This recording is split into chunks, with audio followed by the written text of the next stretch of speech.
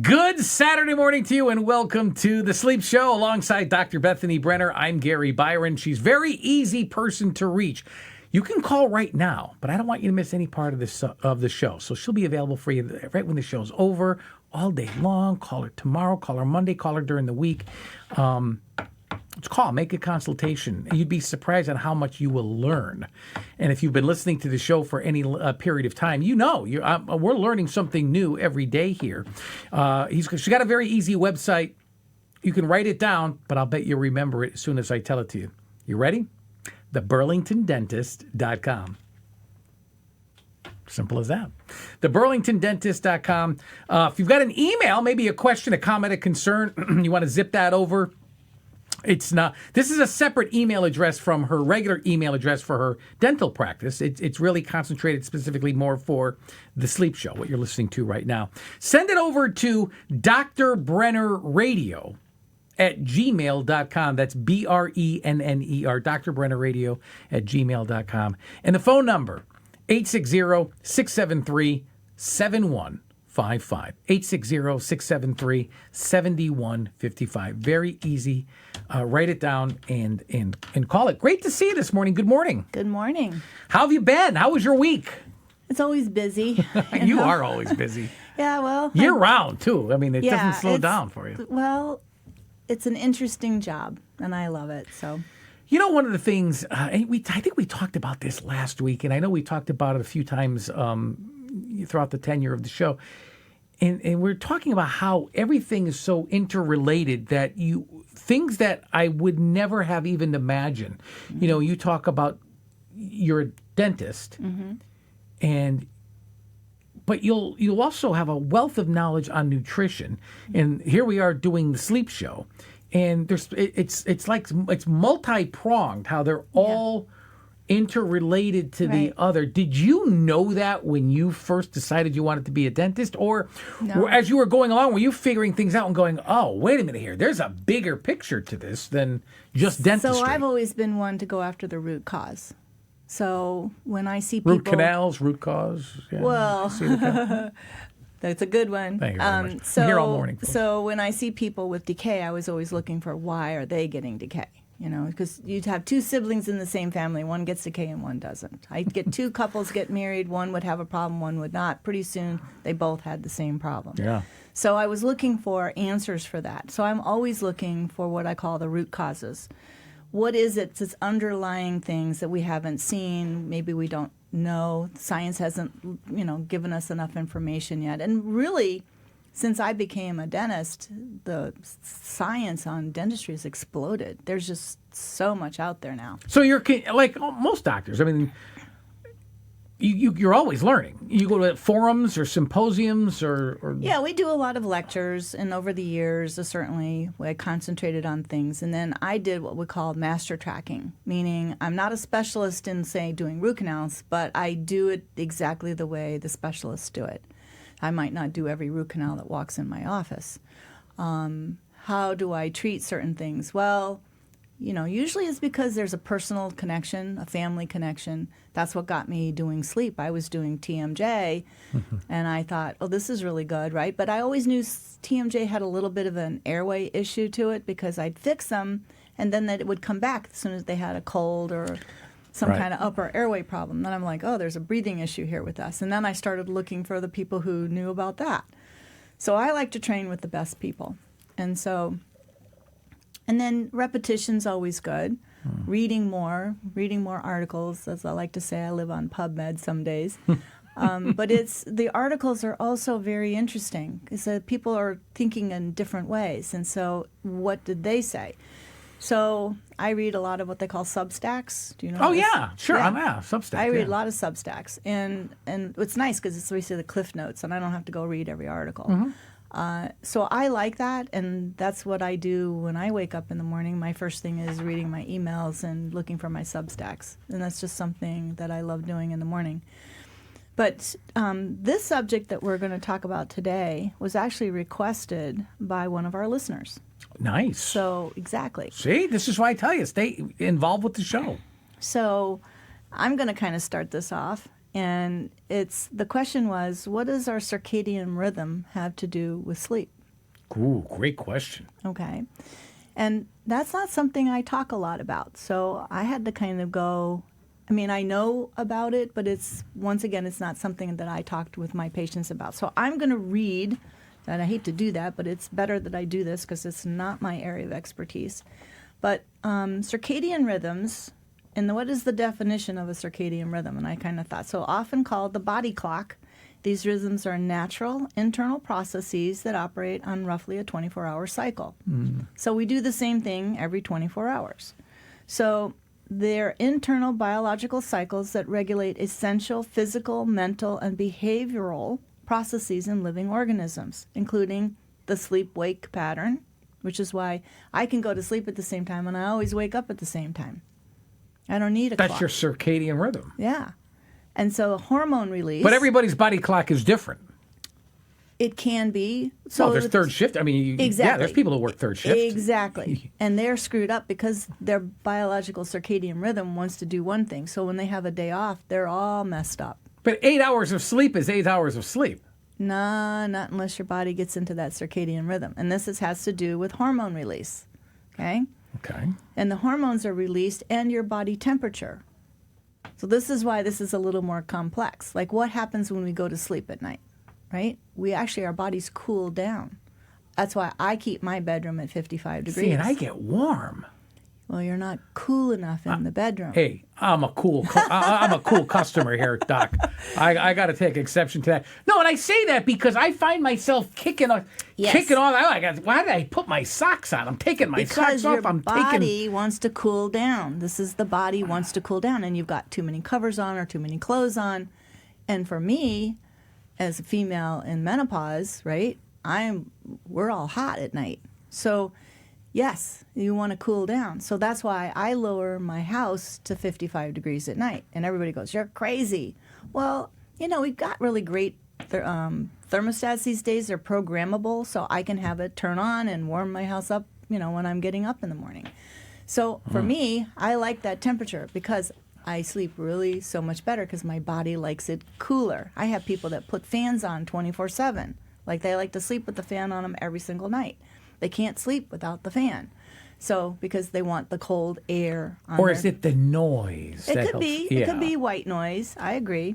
So, primarily, the circadian rhythm is influenced by light and darkness. This body clock is managed by the suprachiasmatic nucleus in the brain.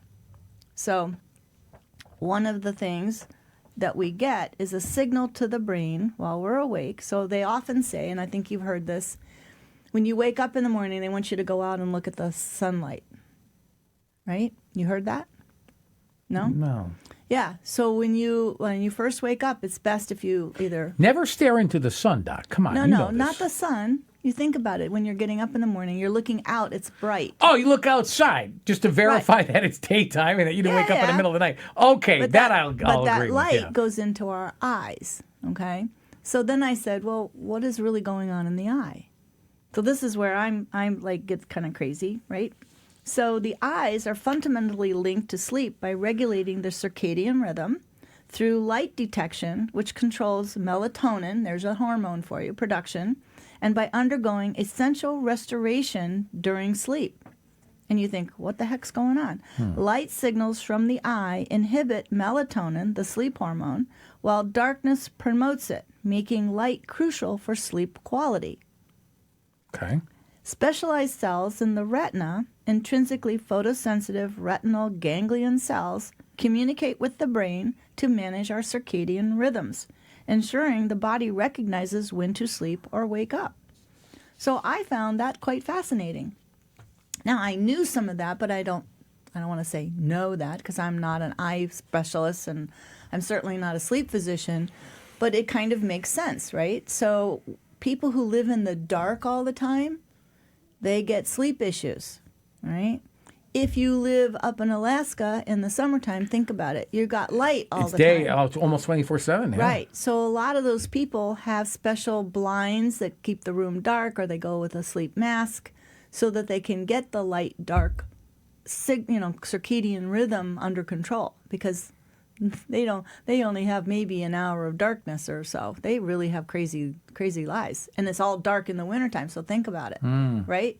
So they need the light that helps. So they have these great bulbs. They're called daylight bulbs that you can put in your house. They make you feel better. It's okay. Oh, I'm so glad I once had a discussion. I almost got into an argument with somebody. Oh. I never knew such a light bulb existed. I go, Yeah. no, you mean you have a bright bulb? They're like, no, it's a sun lamp or something. It's I got go, the full spectrum of sunlight in it, and they're called daylight correcting bulbs. I've had them in my office for years. Why did I have them? Because tooth color, when I'm doing crowns and fillings, I want the correct color. And you can't get that if you have yellow light, which is most incandescent or fluorescent lights. Yeah. Yellow teeth there, kid. You might want to start brushing. Exactly. I'm really brushing, believe me. But people get the color wrong a lot in some dental offices. Also, light reflects from walls and furniture onto the teeth. So I'm very careful, and I knew that early on. So I always, and not only that, but we have, when we're in more darkness, and luckily we're coming out of that because we're getting longer days here, the amount of darkness affects our, what we call seasonal affective disorder. So some people have what they call SAD, right? They're just not getting enough sunlight. Why do you think everybody gravitates to the south in the wintertime? Well, yeah, and there's... Besides the warmth. I mean, they're looking... They're pretty cold down there right now, even in Florida. Yeah, that's true. But then there's seasonal depression that you can tag along on that, right? That's the SAD. Now, Okay. Makes sense. Seasonal SAD. affective disorder, right? That's because you're not getting enough sunlight. I have a cousin who's so badly affected by that. Her husband bought a house down in Naples, Florida, and was like, go down there for the winter, because all she did was cry all winter long. She was so depressed. Now, there are supplements that we can take, right? You can put these daylight correcting bulbs in your house. You can sit in front of some lights that will help you. If they come from the side, they get into your eye. You don't have to look at them like you would a sun, like into the face. But they have these lights that you can buy that help you with some of that as well. I know, but it's all about how the eye is recognizing the sunlight. Now, melatonin... Is it really bright? It's pretty bright. That's why you come from the side. Yeah. You don't want to look at it. But also, melatonin is something that increases and helps us go to sleep at night.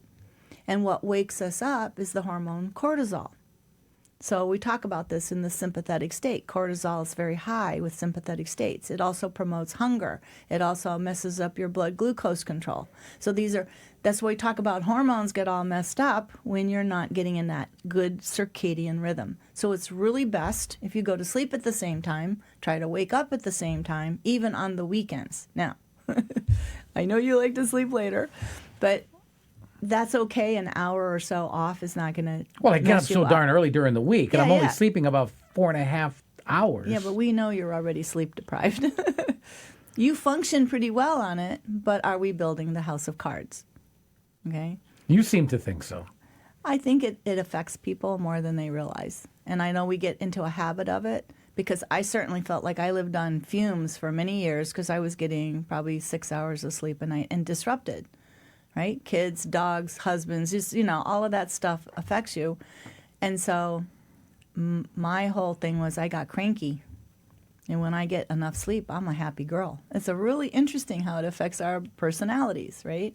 So, you kind of have to say, where is that happy benefit? And I have a lot of, and especially ladies that come in, and they want to sleep better.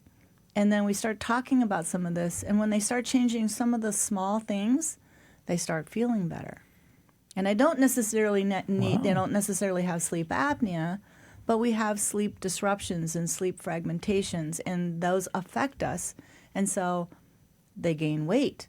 And I'm one of the people that goes, there's a way to get around this. We need to change a few things. We need to tell your body something different. How do we do that, right?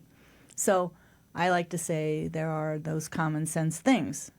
Your bedroom should be cooler. It should be dark. You shouldn't have any kind of blue light in your face at night. You need to be wearing something that blocks that blue light from coming in to your eyes because that is a stimulant and keeps you awake. Mm-hmm. And everybody's doing their computers and their iPads and their phones, even the kids. And the kids are affected. These kids that go to bed with their cell phones, they should be off of those cell phones. Well, if you're playing game, put it off to the side. But that's what they're doing. They're playing games and they're talking to their friends. And they're all doing it when they should be not doing it. Or wearing some kind of blue blocker kind of glasses. That helps a lot. Okay? So there's some things that we talk about that we can do, right? And this is where I get people who come in and they've got some funny stuff. So this is where I look like the weird lady. Because I start talking about people's pHs. Okay? What is the pH of the body? What should it be? Okay? So we want to be around neutral, which is 7, all right, 7.2. So I check everybody's pH when I'm doing a workup for them. When you get close to 5 on your pH, you're getting cancer. Oh, boy. So I see a lot of people with sleep apnea who are in the 6s. Well, you're only 1 point away from 5. Right. That's that sympathetic state. So I'm looking at that. What is that reflective of?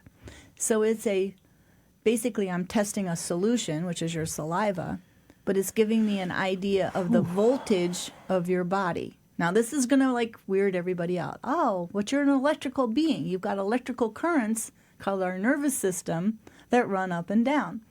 And when I can get really weird is when I start talking in quantum physics, quantum theory, is that our body has the ability to communicate. It's almost like it's got a little Wi-Fi going on because we actually exude some of that energy off our body. And you can see this in scientific stuff. So I'll give you an example. If you've ever heard of kinesiology, right? And I had the privilege of having this man. He was giving a lecture on kinesiology, and I got to proctor it, so I got to introduce the speaker and make everybody credits for their courses, right? And he shows this picture of a married couple, and they put their hands kind of where the fingers are fairly close, okay? When they do that, you see all of these energy lines, and they're all like lovey-dovey, so that it looks like magnets that are drawn to each other, okay? When they hate each other, though, it's like repelling. It's like watching magnets that are going the other way, right? So you see the repelling as they get closer. So that little Wi-Fi that we've got on our bodies here, that energy that gets exuded out of us. And you think, how the heck do we ever figure that one out, right? Right. So there's polarity on our body. And you get these people, they know more about Chinese and Ayurvedic medicine, and they have chakras, and you have meridian lines, and you have acupuncture lines. And how did they figure all that out? That's been around for thousands of years, right? Where's it derived from? Where's it from? Well, Chinese medicine did the acupuncture. Chakras, yeah. And the chakras, I think, are more Ayurvedic, but I could be wrong. Maybe that's Chinese, too. I'm not a scholar in that. A lot of people who meditate are exactly. into their chakras. Let me do something really quick here. Folks, you are listening to The Sleep Show alongside Dr. Bethaney Brenner. I'm Gary Byron. You can find her online at theburlingtondentist.com and 860-673-7155. I'll repeat all of this. I'll give you a free email address also more towards the end of the show. I want you to go right back to what you were just saying. Yeah, so chakras, there are people that do work with that, and they can see that you're building up energy in the wrong parts of the body, right? So but it's back to that circadian rhythm. Everything has a reason for functioning the way it does. So they try to balance your chakras, or they use acupuncture to try to balance your energy lines. So one of the things that I learned with this kinesiology lecture was ironing. Now, I hate to iron. Who likes ironing? There are people who love to iron. God bless I had a them. You can mother take who mine. loved to iron, okay? So I didn't like it.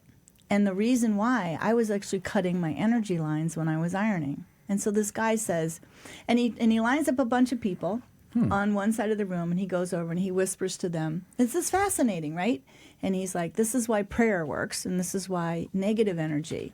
So when you ever walk into a room and you feel like, there's something going on. Yeah, there's a lot of negative energy in here. What's going on? Yeah, right. Yeah. That's because the energy is being exuded from those bodies, okay? And so there are people, and they do these tests where they hold out their arm and he pushes on them. You ever see that done? Yeah. Okay. So if he has a whole bunch of people thinking negative thoughts about you, your arm can't stay up. And you're like, I don't know why. And 1 minute it can, 1 minute it can't. Then he says, all you people over here that are doing this, you're all going to think really good thoughts about this person. That's like what prayer does. All those good thoughts, and the arm can stay up. It's almost like a very hypnotist. Yeah. Well, it's not, though. No, I know. It's like one. So we exude this energy out of our bodies, right? And then after he shows this ironing thing where, you cut your energy lines, then he goes, let me show you how to fix it. So you can fix those energy lines. And I was like, oh my goodness, this is really interesting, right? So think about, we're little, I don't want to say battery cells, but we're kind of battery cells. We've got this voltage that's running up and down our body. And as we're getting, let's say, scars, injuries, maybe upsets in the gut system, how are we able to keep our battery flowing properly, right? And you see people, I get more and more and more tired. The battery's going down, right? When the battery goes down and I'm measuring that voltage in a pH, the battery is going lower and lower, and then we see that pH change, and then we see them get diseases like cancer. It makes sense? Yeah. Okay. So is there a link between lack of sleep then?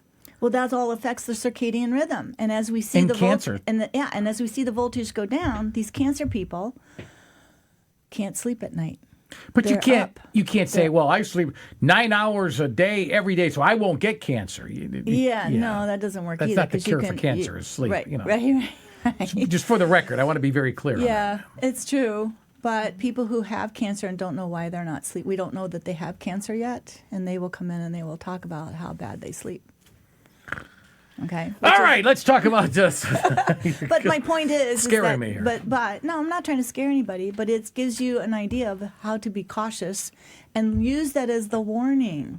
Okay, this is where you need to get checked out. This is where you need to see if you have sleep apnea. If you need to see if there's other things that are going on, because the body isn't going to function the way it should. Okay. Boy, oh boy. I know. It's scary, but it's not scary because there are things that we can do. And I'll give you one really interesting thing. You ever heard of grounding?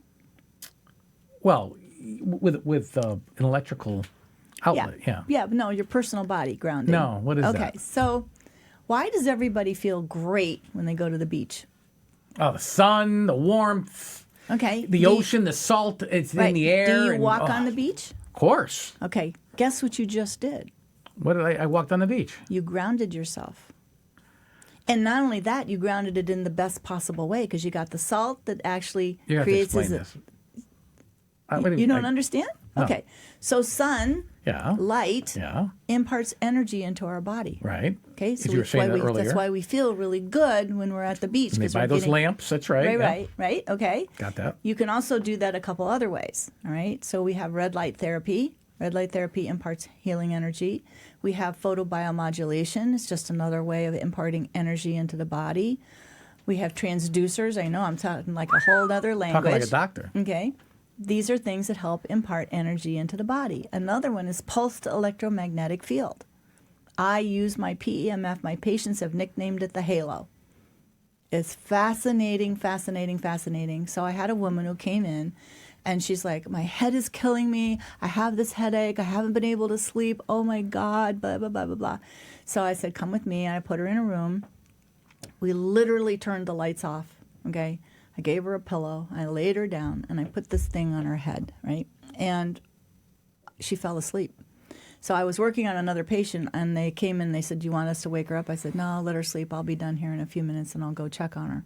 So she probably had it on her about good 40, 45 minutes. When I went in the room, she woke up, and I said, how are you feeling? She goes, oh, my gosh, my headache is gone. I can't tell you how good I feel, right? Wow.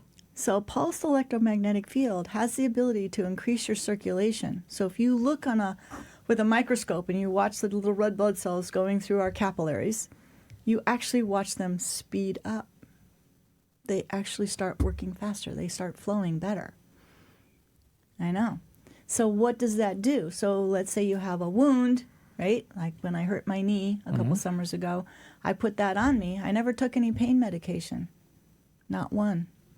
Because it took away the pain, because it increased the circulation to help it heal. Isn't that amazing? Magnets do the same thing. You can use actually medical magnets and tape them on yourself. I knew somebody that put rocks or stones.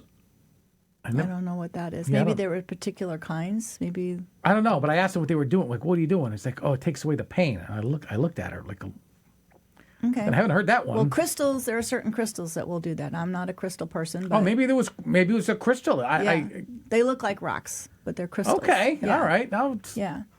That could be. But all of these things are alternatives to taking medication or pills. Now, I'm not saying they're the cure-all, but they help. They can certainly assist, and you can do it alongside whatever traditional medicine that you have. And it's fascinating to me that we have physicians that don't even know anything about it. That's why you're here. That's why you're doing this show. Well, it just gives you something else to think about, right? And so I use these different tools in my office, like cold laser. That's a light energy that I'm putting in.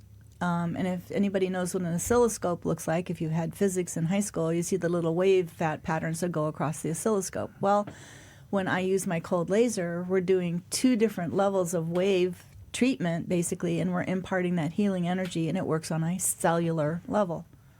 So the cells are actually sucking up that energy. I know just from one of my endorsements on the morning show that if you've got back pain or chronic knee pain or hip pain, surgery should be the last option, and you should consider regenerative cellular therapy. Correct. And we are now seeing some of these new, they're calling them peptides, that are coming out, and they can actually help to regenerate organs and tissues. It's fascinating. I was right about to say, world. It absolutely is. In fact, every conversation I have with you, Doc, it's always so fascinating. And I learn something new every day. Don't you folks, when you listen to this show every Saturday morning? Oh, my goodness. Folks, if you'd like more information on this topic or any of the others that we've discussed on this show in previous weeks, or maybe you've missed a few shows, maybe you just want to go back and re-listen to something, it's very easy to do that. Head on over to theburlingtondentist.com. Theburlingtondentist.com. It's not only the website for her website, because Doc Brenner, she's a dentist, but you'll find a wealth of information there. If you'd like to schedule a consultation with her, that's just as easy as well. Now the show is over. This would be a great time for you to call her, or later on today or tomorrow during the week. You should set up a consultation, though. You'll learn so much. 860-673-7155, particularly if any of the topics that we've discussed here start to sound more and more familiar to you. You might sit there and say, I think it's time to schedule a consultation. Again, that number is 860-673-7155. If you've got a question, a comment, or a concern, and you'd like to, maybe others have come up with it, and they're waiting for you to send the email, then send it to us at drbrennerradio@gmail.com. That's Dr. Brenner, BRENNER, radio@gmail.com. For Dr. Bethaney Brenner, I'm Gary Byron. Thank you so much for listening to The Sleep Show. Until next weekend, have a good one, everybody. So long.